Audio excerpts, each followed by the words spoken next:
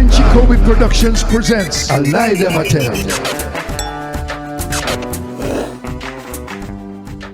I'm not into giving interviews and stuff like that. We kind of Jamaican people is kind of funny. Mm-hmm. You know? And, you We know, are very. And the thing I find, right, is like me who leave Jamaica, went to America, London, learn a lot of things. Right? If I come and I start talk to you and say, you know, I can do this for you, I do that, and you look back and say, oh, look at Keelan who used to walk up and down the street, they say, you don't know nothing. But if a white man come here now, and he don't know nothing, right, he sell your bag and goods and you buy it. Because of how we have been programmed, it's all in programming. It is what we have been sold to believe. Thankfully, in these times, most of us, and I would say in my generation, we've pulled away from that concept because we know who the biggest generals are. Yeah, because right now, reggae have about, what the last time I heard from a publisher was about 40 million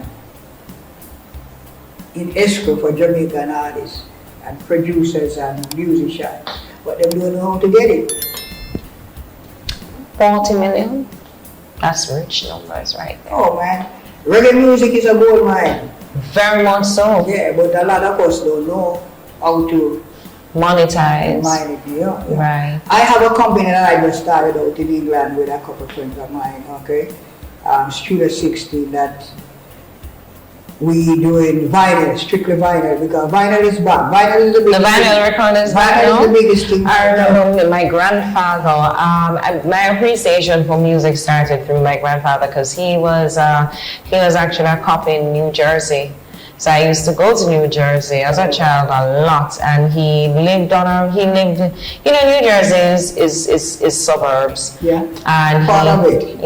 and he had a really huge garden, and every Sunday he would set up his turntable, I'm pretty listen to the LPs on 45 and the vinyl records, and he had Percy Sledge, he had the Bob Marley, he had all of his, and he was very organized. He had his reggae stack, his ska stack, and he had the rock steady, and then he had his soul music, yeah. and his R&B, the rhythm and blues, and he had his jazz, and he would just put it in, and I would just watch him, and he would just make a mood out of a Sunday. And then when he sleeps in, what I will always remember every time I hear Buffalo Soldier, I remember as a little girl sitting down in the garden and hearing my grandfather playing, and he would just go and rewind that record, you know. So the vinyl records, I hear that they're coming back. It's that coming What is the back. reason? It's here. Vinyl, I tell you something, right?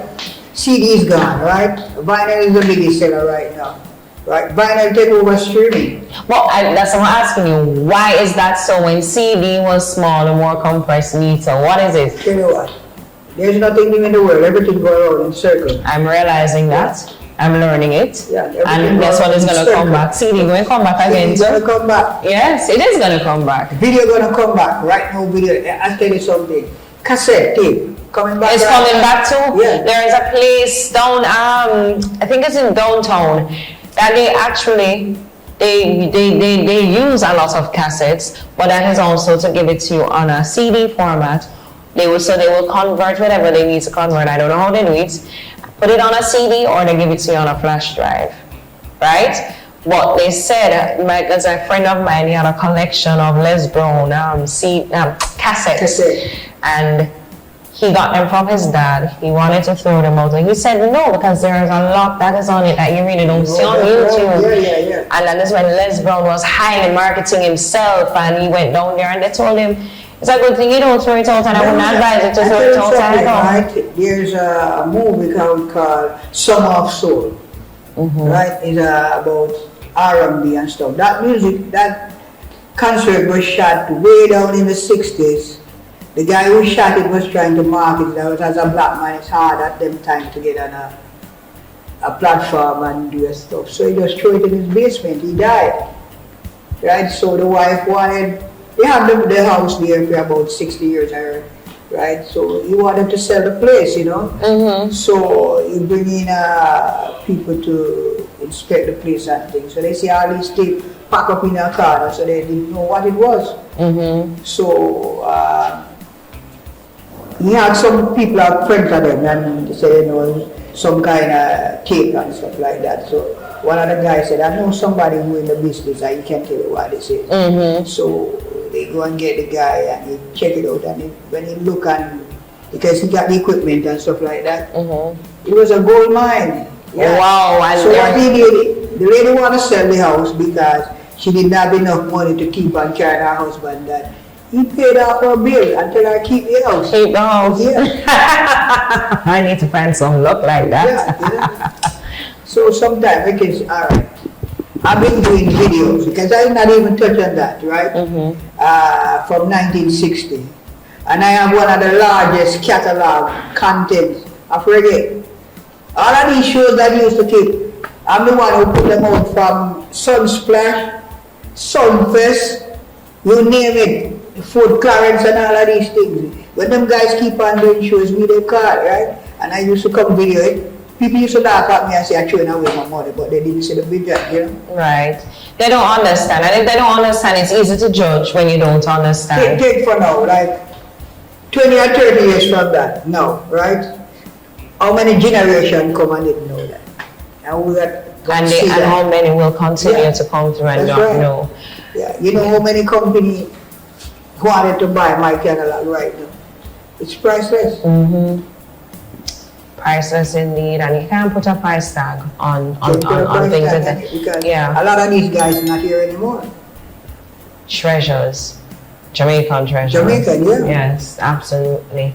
Well, Keeling, thank you so much. It was an honor, man. It was an honor for me because, as I said, you've been spitting knowledge that I had no clue about, and I look forward to having you here on the show again with some more information. Anytime, man. Just call on me. I'll be there. There you have me. I will definitely be in touch with you. So, as you know, Alida Mattel, we always have to debunk the myths. We don't know the truth, and the more we learn, it is the better it is for us because we don't have much knowledge of our true Jamaican culture, our rich heritage, and our musical influence, and the roots of our own music, which is ska, rocksteady, mental, reggae, and dancehall.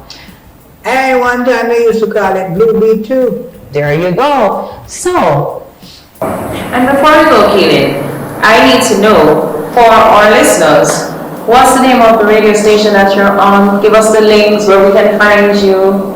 WBIP 93.5. And what are the hours? My hour is 12 to 1 every Wednesday. Jamaica and New York on the same time, eh? No, 1 hour ahead. 1 hour ahead. Yeah. Okay. So when it's 12 o'clock in New York, it's 1 for us. No, 11 o'clock. No. New York is an hour ahead. No, Jamaica is an hour ahead. Something like that? No. Yeah? If you're 12 and we are 1 hour behind you. Yeah, I feel that. Yeah. Yeah. So it will be on for us 11 to 12 when you're in New York. Yeah. 12 to 1. You asked me why 1 hour, We are the big station, WBIP is the biggest Caribbean station in the whole America that I know. We go 24 hours. Okay, and radio time is very expensive, because it's an Italian man own it. We don't own anything, so. We need to change that, though. Yeah, so you gotta work with your pocket. You can't hang your hat where you can't reach it. Yeah. So I've been there over 20 years, same slot. Yeah. Fabulous. Yeah. Well, you know about Ken Williams, right? Yeah, man. He started that station. He come up to me every Wednesday night. Nice. Yeah. I'd love to meet him. I've never met him. Yeah, Ken Williams is a legend. Very much so. Yeah, he started the whole reggae business actually in New York City. Fabulous. Yeah. I'd love to meet him. Okay, then, thank you so much again. It has been a pleasure, and I will definitely be listening to your show. Okay. And feel free to send me a link too. Yeah, I can send it to you every Wednesday. Please. Yeah. And if you ever drop in New York City, call me up, man. I'll come over to the studio. Yeah, put you on film. I'll definitely be here. A show. That sounds like a plan. I would be honored. I will definitely do that. Yeah. Maybe I can tune in even for 15 minutes every Wednesday. Who knows? Okay. See? I like when, I see people with talent, you give them a break because I get a break, Yeah. And you open up the floor for That's somebody right. else. Yeah. No man is an island. No, and that is what a lot of us don't do. We don't pay it forward. We think it's all for us and nobody else. We have to learn to be kinder to each other. And that is why other races succeed. Most of us don't, because we think it's just for us alone. Close the door, nobody else is to get the same benefit. And I've always been a big believer that the pie is big enough. It's always big enough. But we have a scarcity mentality, and we think that there's not enough, so this is what we start doing. Yeah. But thank you so much again, Keenan. I can't tell you how honored I have been. You are literally a part of history, a major part of the musical history and the fraternity. And these are where we say they're the unsung heroes. Well, nobody acknowledged me in Jamaica. Overseas, I got so many awards from there. As a matter of fact, I was all invited to the White House. I didn't make it. Yeah. Well, guess what happened? I think mainly it's because the majority of your years have been over there. And Jamaicans, like I said, we're a very tricky set of people. I will even go back to even as far as Spice. She may be very raunchy and raw, and we can't appreciate it, and that's okay, because I don't like all of her music, but there's one thing I can tell you that I love the most about Spice. She was the rejected one from the local scene, and look at where she is now. And Spice came out in that time before the influence of social media. Okay. She's put in her work, she's done her part. And when I see someone like her, even though there has been many darks thrown at her, being rejected, her true accolades and her true glory was set for her when she made her crossover to the United States. That's how it was sometimes. So I say that to say, in your situation, it likens. Same thing with Same me. thing, Yeah, because I live in New York City, right? I'm more shows in New York City, you don't see me on it, but I'm popular in Europe. I travel, Brazil, all over the place, right? People call me when it comes to summer, keeping you available as a watchman. I don't have no time right now, I try to develop my record company. Lie them a tell, and he will be back on the show. Don't forget, it's Light Material. Alright, Keelan Bedford said that. Liza B. Pinchikobic to the world.